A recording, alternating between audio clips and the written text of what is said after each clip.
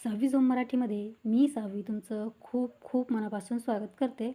आज मी तुम्हाला पोहे आणि कच्च्या बटाट्यापासून खमंग, कुरकुरीत नाश्त्याचा पदार्थ बनवून दाखवणार आहे. हा पदार्थ तुम्ही मधल्या वेळेच्या छोट्याशा भुकेसाठी झटपट बनवून गरमागरम खाऊ शकता. चला तर मग आता वेळ न घालवता पटकन रेसिपीला सुरुवात करूयात. सुरुवातीला मिक्सिंग बाउल घ्यायचा आहे आणि त्यामध्ये 1 वाटी पोहे घालायचे आहेत. कांदे पोहे बनवण्यासाठी आपण जे पोहे वापरतो ना, त्याच पोह्याचा इथे मी वापर केला आहे. आता पोहे आपल्याला स्वच्छ धुवून घ्यायचे आहेत, म्हणून यामध्ये भरपूर पाणी घालायचं आहे आणि अशा प्रकारे हाताने चोळून 2 पाण्याने पोहे स्वच्छ धुवून घ्यायचे आहेत.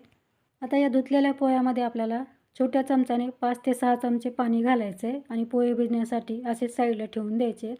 किंवा तुम्ही या पोह्याच्या लेवलपर्यंतसुद्धा पाणी घालू शकता, म्हणजे पोहे अजूनच छान मऊ भिजतील. आता इथे मी एक कच्चा बटाटा घेतला आहे.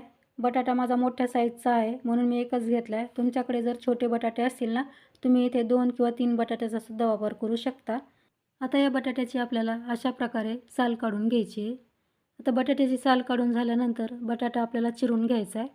तर या बटाट्याच्या आपल्याला छोट्या छोट्या अशा फोडी तयार करायच्या आहेत. खूप जास्त मोठ्या फोडी आपल्याला तयार करायच्या नाही. छोट्या छोट्या साईजमध्येच हा बटाटा आपल्याला कट करून घ्यायचा आहे. आता बटाटा आपण कट करून घेतला आहे. आता या बटाट्याला आपल्याला 2-3 पाण्याने स्वच्छ धुवून घ्यायचं आहे. आता या बटाट्याच्या फोडी मी नळाखाली नेऊनच स्वच्छ धुवून घेते आणि मगच तुम्हाला भेटते. आता इथे पोहे भिजत घालूनसुद्धा 5 ते 6 मिनिटे झालेत आणि तुम्ही पाहू शकता पोहे आपले छान सॉफ्ट झालेत, म्हणजेच पोहे मस्त भिजलेले आहेत. आता पोहे आपल्याला मिक्सरच्या भांड्यात टाकून घ्यायचे आहेत, कारण मिक्सरला पोहे आपल्याला बारीक असे वाटून घ्यायचे आहेत. आता या पोह्यामध्येच आपल्याला या स्वच्छ धुवून घेतलेल्या बटाट्याच्या फोडीसुद्धा घालायच्या आहेत. आता झाकण लावून मिक्सरला या बटाट्याच्या फोडी आणि पोहे आपल्याला छान अशा बारीक दळून घ्यायच्या आहेत किंवा वाटून घ्यायच्या आहेत. वाटताना तुम्हाला जर पाणी लागलं तर तुम्ही यामध्ये पाणीसुद्धा घालू शकता. तर इथे तुम्ही पाहू शकता पोहे आणि बटाट्याची स्मूथ अशी पेस्ट तयार करून घेतलेली आहे आणि हे वाटताना मला यामध्ये पाणीसुद्धा घालावं लागलेलं आहे. आणि आपल्याला एकदम पाणी न घालता थोडं थोडं पाणी घालून अशा प्रकारे याची पेस्ट तयार करून घ्यायची आहे. आता तयार पेस्ट आपण एका बाउलमध्ये काढून घेऊयात. आता यामध्ये आपल्याला अर्धा चमचा जिरे घालायचे आहेत. 2 हिरव्या मिरच्या अशा बारीक चिरून घालायच्या आहेत किंवा मिरचीचं प्रमाण तुम्ही तुमच्या आवडीनुसार कमी अधिकही करू शकता. आता 1 चमचा यामध्ये आपल्याला किसलेलं आलं घालायचं आहे. आता भरपूर सारी यामध्ये आपल्याला बारीक चिरून घेतलेली कोथिंबीरसुद्धा घालायची आहे. तुम्हाला कढीपत्ता आवडत असेल तर तुम्ही कढीपत्तासुद्धा यामध्ये घालू शकता. आता अर्धा चमचा मीठ घालायचं आहे किंवा चवीनुसार मीठ घालायचं आहे. आता पोहे खायचा जो चमचा असतो ना, त्या चमच्याने यामध्ये आपल्याला 4 चमचे गव्हाचं पीठ घालायचं आहे. गव्हाच्या पिठाच्या ऐवजी तुम्ही इथे 4 चमचे मैदा किंवा 4 चमचे कॉर्नफ्लॉवरसुद्धा घालू शकता.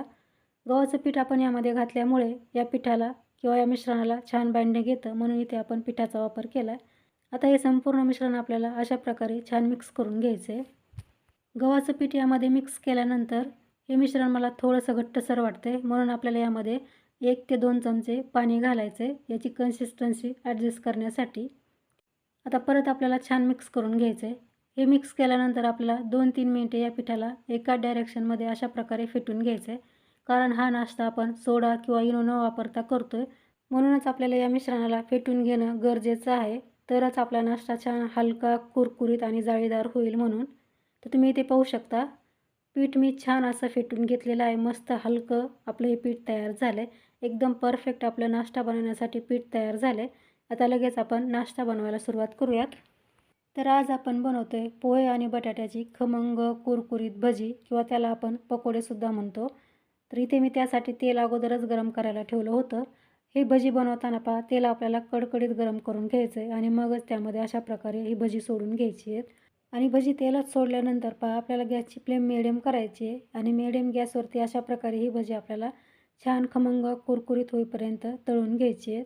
आता भजीचा रंग थोडासा हलकासा गोल्डन आलेला आहे. तर अशा वेळेला आपल्याला ही भजी अशा प्रकारे आलटपलट करून तळून घ्यायची आहे. भजी जर जास्त आपण तेलात एकदम सोडली ना तर ते एकमेकाला चिकटू शकतात. त्यासाठी थोडीशी कमीच भजी तेलामध्ये सोडायची आहेत आणि अशा प्रकारे याला छान गोल्डन रंगावरती खमंग कुरकुरीत तळून घ्यायचे. तर तुम्ही पाहू शकता खूपच मस्त याला रंग आलेला आहे आणि मस्त कुरकुरीत आपली बटाट्याची आणि पोह्याची भजी तयार झालीत. अशाच प्रकारे आता आपल्याला राहिलेली सुद्धा भजी तयार करून घ्यायची आहेत. तर मंडळी ही भजी करायला खूप सोपी आहेत, पण खायला त्याहीपेक्षा खमंग कुरकुरीत लागतात. एकदा नक्की ट्राय करून पहा. ही रेसिपी तुम्ही कुठल्या गावातून किंवा कुठल्या शहरातून पाहताय हे सुद्धा मला कमेंट्समध्ये सांगत जा, म्हणजे मला कळेल की माझी रेसिपी कुठपर्यंत पोहोचली आहे. तर अशाच प्रकारे मी आता राहिलेली भजी बनवून घेते. इथे तुम्ही पाहू शकता संपूर्ण भजी मी तयार करून घेतलीत. खूपच मस्त आपली भजी तयार झालीत. तयार भजी मी सॉससोबत सर्व्ह केलीत. ही भजी अशी सुद्धा खाऊ शकता. खायला खूपच खमंग कुरकुरीत लागतात आणि पहा एकदम हलकी जाळीदार आपली ही भजी तयार झालेली आहेत. नेहमीच्या पद्धतीने तीच ती भजी खाऊन आणि बनवून तुम्हाला जर कंटाळा आला असेल ना, एकदा या पद्धतीने ही बटाटा पोह्याची भजी ट्राय करून पहा.